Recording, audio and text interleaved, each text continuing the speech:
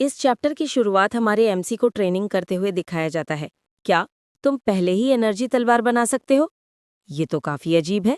वो कला तो सालों की साधना के बाद भी मुश्किल से हासिल होती है, और तुम्हें तो बस 3 महीने ही हुए हैं। और ये मत भूलो, मैंने ये कला सिर्फ तुम्हारे मौखिक निर्देशों से सीखी है। 3 महीने पहले जब मैं अपनी चोटों से पूरी तरह ठीक हुआ, तब मैंने प्रशिक्षण शुरू किया। म्योंगजिन जो अपनी कला का अभ्यास करने में असमर्थ है, वो मुझे हमारी कुल की पारंपरिक युद्ध कला सिर्फ शब्दों के माध्यम से सिखा रहा है। कितना विडंबनापूर्ण है कि मैं, यानी मुरिम का परम गुरु, अब फिर से मूलभूत प्रशिक्षण से शुरुआत कर रहा हूँ। ये बेवकूफ़ शरीर और इसकी बेवकूफ़ मांसपेशियों की याददाश्त। मैं अपने गुरु के आदेशों की अवहेलना कभी नहीं कर सकता। क्या ये क्षमता तुम्हारे शरीर में मौजूद पवित्र ऊर्जा की वजह से है, या फिर तुम एक प्रतिभाशाली व्यक्ति हो जो स्वाभाविक रूप से मेरी शिक्षाओं को आगे बढ़ा सकता है? संभावना तो बहुत कम है। तुम समझ नहीं सकते। भले ही ये शरीर जिनमू का हो, परंतु इसके भीतर की आत्मा तो अंधकार लोक के सर्वोच्च गुरु मुरिम के एक परम अस्तित्व की है। मेरी ज्ञान गहराई तो शुरू से ही अलग थी। फिर भी खैर, मुझे मुडांग की शिक्षाएं पढ़ने में बहुत मज़ा आया।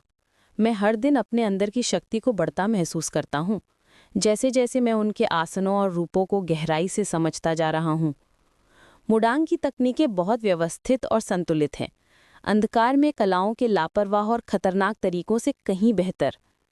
मैं इसका सम्मान कर सकता हूँ। उन्होंने वाकई अपनी प्रतिष्ठा कमाई है। मैं अपने प्रशिक्षण में और गहराई तक उतर गया। इन नई कला तकनीकों का अभ्यास करते हुए मुझे अपने शुरुआती दिनों की याद आने लगी। समय का पता ही नहीं चला, अभ्यास में डूबा रहा, और पलक झपकते ही 1 साल बीत गया। हाँ, मैंने प्लाज्मा अवस्था प्राप्त कर ली है। अब मैं यहाँ के सभी पहली पीढ़ी के शिष्यों में आसानी से सबसे ऊपर पहुँच सकता हूँ। सारी दिखावेबाज औपचारिकताओं को छोड़ दे कि मुडाग तकनीकें उन तकनीकों से कहीं बेहतर हैं जो मैंने पहले सीखी थीं। लेकिन एक दिक्कत है, मेरी आंतरिक शक्ति को विकसित करने में बहुत ज़्यादा समय लगता है। मैंने सिर्फ 1 साल में प्लाज्मा कौशल में महारत हासिल कर ली, जो किसी भी मुडांग कबीले के व्यक्ति को चौंका दे। लेकिन मेरे लिए ये अब भी बहुत धीमा है। मैं इतना धैर्यवान नहीं हूँ। काश मैं अपनी डार्क आर्ट्स तकनीकों का इस्तेमाल कर पाता, ताकि मैं जल्दी प्रगति कर सकूं। पर वो तो तेल और पानी मिलाने जैसा होगा। इसलिए जब तक मैं पूर्ण निपुणता हासिल नहीं कर लेता, मुझे अपनी आंतरिक शक्ति को अनुशासनपूर्वक नियंत्रित करना होगा।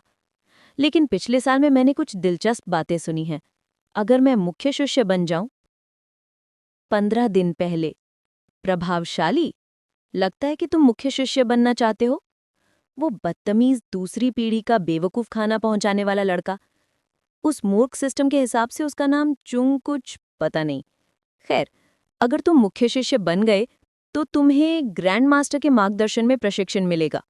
इसके अलावा मुख्य शिष्य बनने वाला व्यक्ति अपने आप अगला ग्रैंड मास्टर बन जाता है। यही कारण है कि तुम सब चाचाओं को वो पद चाहिए। चाचा शब्द यहाँ मंदिर की शिष्य परंपरा में संबंध बताने के लिए इस्तेमाल हुआ है। कौन उस कमजोर बूढ़े ग्रैंड मास्टर के अधीन प्रशिक्षण लेना चाहेगा? मैं तुम्हें तलवारबाजी सिखाऊंगा। ये आदमी तो आमतौर पर किराने का सामान फेंक कर चला जाता है, लेकिन आज तो कान खा रहा है। क्या ये बोर हो गया है? हाँ, मैं मास्टर डिसाइपल भी बनना चाहता हूँ। अगर मैं वो हासिल कर लूँगा तो मैं सबसे उन्नत मुडांग टेक्निकें और कौशल सीख पाऊंगा, जैसे अल्टीमेट स्वॉर्ड क्राफ्ट या यहाँ तक कि लेजेंडरी कॉम्बिनेशन तकनीक। तुमने अभी क्या कहा? कॉम्बिनेशन तकनीक? अरे हाँ, ओह माय गॉड, क्या उसने अभी लेजेंडरी कॉम्बिनेशन तकनीक का जिक्र किया? वो सबसे ऊंची तकनीक है जिसे तुम 2 अलग-अलग मार्शल आर्ट स्टाइल मिलाकर इस्तेमाल कर सकते हो। यूक्योन मुगांग के जन्म से पहले से किसी ने उस तकनीक का उपयोग नहीं किया। मैंने कभी मुडांग कुल में किसी को उस कौशल में निपुण और ना ही उसे आजमाते हुए देखा है। शायद वो हमेशा के लिए खो चुकी है। अगर मैं इस कौशल का अभ्यास करके महारत हासिल कर लूं तो मैं अपनी डार्क ड्रैगन हीलिंग क्षमता फिर से बिना होली क्यूआई के बाधित हुए इस्तेमाल कर पाऊंगा। क्या तुम्हें पक्का यकीन है? अगर मैं मास्टर डिसाइपल बन जाऊंगा तो क्या मैं लेजेंडरी कॉम्बिनेशन तकनीक सीख पाऊंगा? हाँ, हर कोई इसके बारे में जानता है। सबको इसके बारे में पता था सिवाय जिन्मो के। मुझे पहले इसके बारे में पूछ लेना चाहिए था। है, जो भी सोच रहे हो शायद असंभव है। हर फर्स्ट जनरेशन डिसाइपल उस पद के पीछे लगा हुआ है।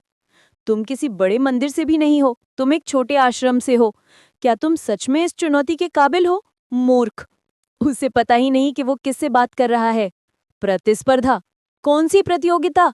कुछ भी और कोई भी मुझे रोक नहीं पाएगा। इस दुनिया में सिर्फ एक चीज मायने रखती है, ताकत।